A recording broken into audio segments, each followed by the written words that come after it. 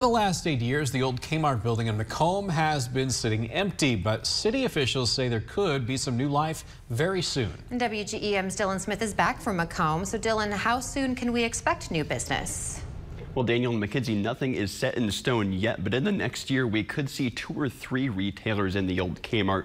Now, there are several empty buildings in town, but with new life in this one, perhaps more will follow.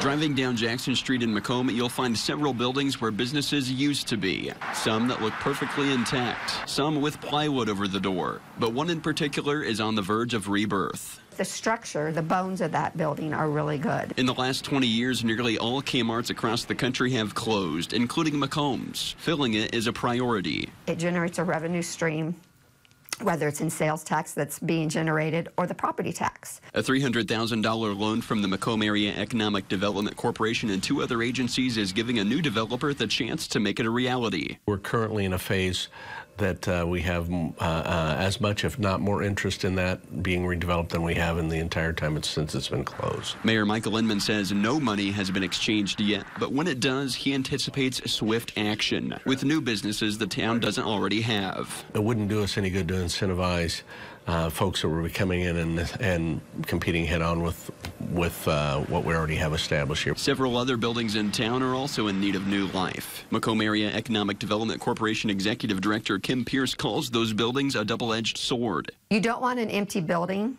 in your community, but that empty building is what also attracts end users. She says some buildings also have interest. We want to see that retail developed there. That brings people to our community.